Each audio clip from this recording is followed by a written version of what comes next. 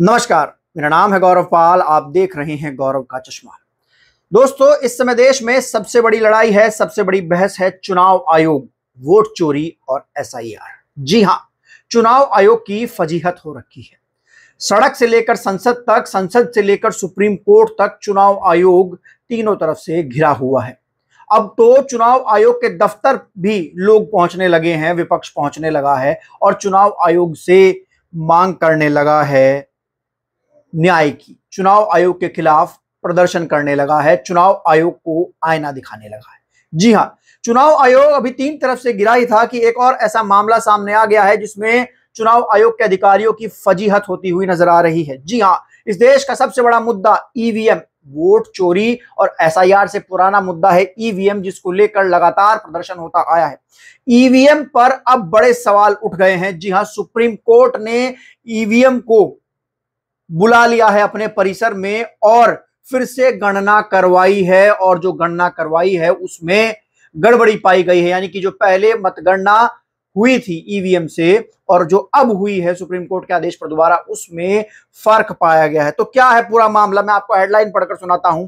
EVM से डाले गए थे वोट, एससी के आदेश पर दोबारा हुई काउंटिंग, पलट गया चुनाव का नतीजा। जी हां, कौन सा चुनाव है जिसका नतीजा पलट गया है? तो क्या लोकसभा चुनाव है या फिर कोई और चुनाव है? तो चलिए जानते हैं, लेकिन उससे पहले आप लोगों से दरख्वास्त है कि चैनल को सब्सक्राइब कर दीजिए और बेल आइकॉन दबा दीजिए।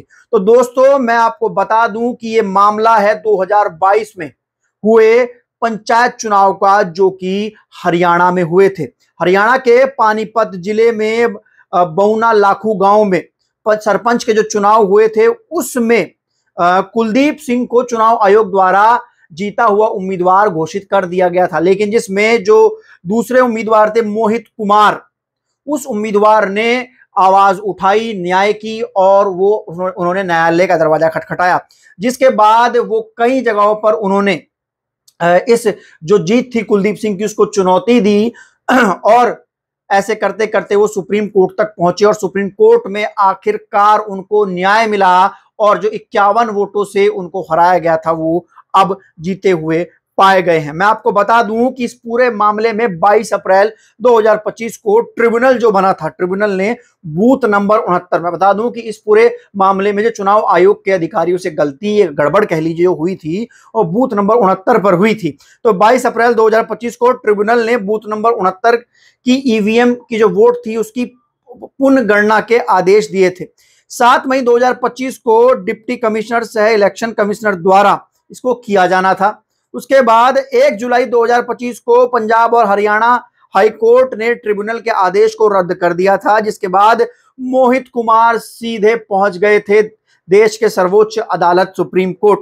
31 जुलाई 2025 को जस्टिस सूर्यकांत और जस्टिस दीपांकर दत्त और जस्टिस एन कुटेश्वर सिंह की पीठ ने सभी बूथों की मतगणना का आदेश दिया था। आदेश में कहा गया था कि डिप्टी कमिश्नर और पानीपत के जिला निर्वाचन अधिकारी सभी ईवीएम को 6 अगस्त सुबह 10 बजे सुप्रीम कोर्ट में लाएंगे और अदालत के रजिस्ट्रार द्वारा पुनर्गणना की जाएगी। मतगणना की पूरी प्रक्रिया की वीडियो रिकॉर्डिंग होगी और के भी आदेश दिए गए थे। इस दौरान दोनों पक्ष के प्रतिनिधि मौजूद रहेंगे। बीते 6 अगस्त को पुनर्गणना हुई, जिसमें कुल 3,767 वोट गिने गए। मोहित कुमार, जिनको हारा हुआ बता दिया गया था, उनको 1,051 वोट मिले और कुलदीप सिंह, जिनको जीता हुआ बता दिया गया था, उनको 1,000 वोट मिले। बाकी बचे वोट अन्य उम्मीदवारों को गए।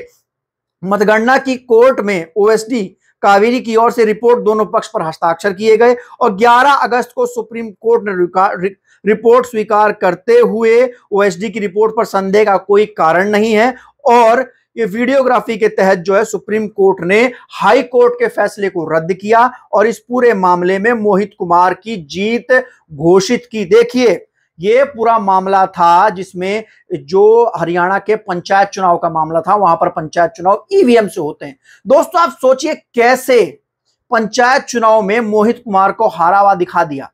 हाईकोर्ट में उनकी बात नहीं मानी गई। हाईकोर्ट ने इस पूरे मामले में जो पुनर्गणना थी उसको रद्द कर दिया, लेकिन सुप्रीम कोर्ट पहुंचे और सुप्रीम कोर्ट में गणना हुई, यानी कि चुनाव अधिकारी और ईवीएम से गलती हुई है।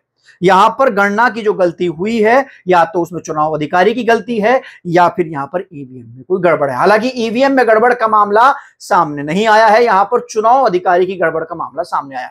देश में बड़ा सवाल उठ रहा है, आज से नहीं बड़े लंबे समय से सवाल उठ रहा है कि देश में जो चुनावी प्रक्रिया है उसमें कोई खोट है।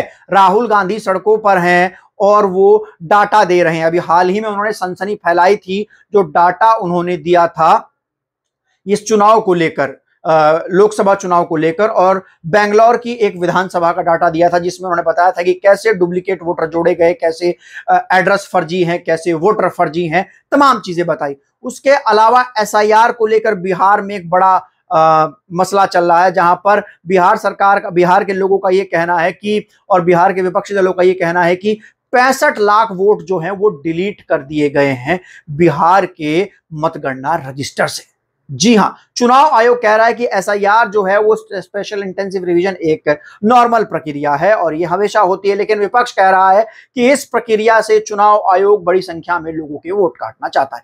जो एसआईआर इस बार नाम लेकर किया जा रहा है। मैं आपको दिल्ली चुनाव की बात बताता हूं। दिल्ली चुनाव से पहले दिल्ली में भी बड़ी संख्या में वोटरों के नाम वोटर लिस्ट में जोड़े गए थे, जिसको लेकर आम आदमी पार्टी ने बहुत ज्यादा विरोध किया था, लेकिन उस समय यह मुद्दा इतना बड़ा नहीं बन पाया। लेकिन इस बार विपक्ष जो है वो दिल्ली वाली गलती नहीं करना चाहता है और विपक्ष जो है इस पूरे मुद्दे को लेकर सुप्रीम कोर्ट पहुंच चुका है। सुप्रीम कोर्ट में इस पूरे मामले में सुनवाई चल रही है और कई ऐसी चीजें जिसको लेकर सुप्रीम कोर्ट ने चुनाव आयोग को फटकार भी लगाई है। जैसे जिन लोगों के नाम काट दिए गए थे और उनको मृत बता दिया गया था, उनमें से कई लोग तो सुप्रीम कोर्ट पहुंच गए ये कहने के लिए कि जज साहब, माय लॉर्ड, हम जिंदा हैं, हमारा नाम जो था वो चुनाव आयोग ने मृत बताकर काट दिया, लेकिन हम जिंदा हैं। अब उसको लेकर चुनाव आयोग पर सुप्रीम कोर्ट ने सख्त टिप्पणियां की। जी हां, योगेंद्र यादव, कपिल सिब्बल, प्रशांत भूषण, एडीआर, तमाम लोग जो हैं सुप्रीम कोर्ट में एसआईआर के खिलाफ मुकदमा लड़ रहे हैं।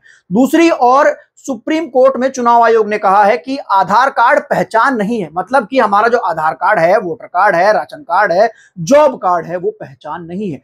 तो जाहिर तौर पर विपक्ष का आरोप है कि एसआईआर के नाम पर बिहार में बड़ी संख्या में लाखों लोगों के वोट काटे जा रहे हैं और चुनाव आयोग ने एक तुगलकी फरमान और दिया है कि वो ये नहीं बताएगा कि किस किस के नाम काटे गए, कोई डिटेल लिस्ट नहीं जारी करेगा और ना ही कारण बताएगा कि नाम क्यों काटे गए। जी हां, तो वहीं राहुल गांधी ने जो वोट चोरी का आरोप लगाया है उसको लेकर सुप्रीम कोर्ट राहुल गांधी से एफिडेविट देने के लिए कह रहा है, लेकिन वोट चोरी के मामले पर खुलकर कोई प्रेस कॉन्फ्रेंस नहीं कर रहा, अपनी बात सामने नहीं रख रहा है। जी हां दोस्तों, तो चुनाव जो होता है वो लोकतंत्र की सबसे अहम एक्सरसाइज होती है। जी हां, अगर चुनाव निष्पक्ष नहीं होगा तो देश में लोकतंत्र किसी काम का नहीं होगा, क्योंकि जो आदमी चुन के आएगा वो जनता का प्रतिनिधि होगा, वो तानाशाह होगा।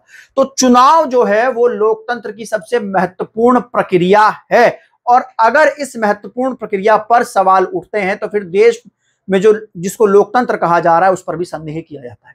और देश के विपक्ष का नेता जो जिसको आधी आबादी ने चुनकर भेजा है, वो लोग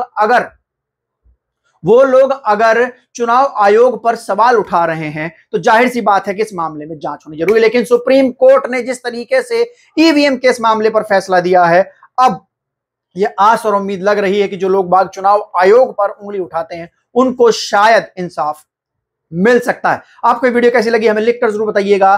चैनल को सब्सक्राइब कर बेल आइकन दबा दीजिएगा। तब तक के लिए चलते हैं, फिर मिलेंगे दूसरे वीडियो में। धन्यवाद, नमस्कार।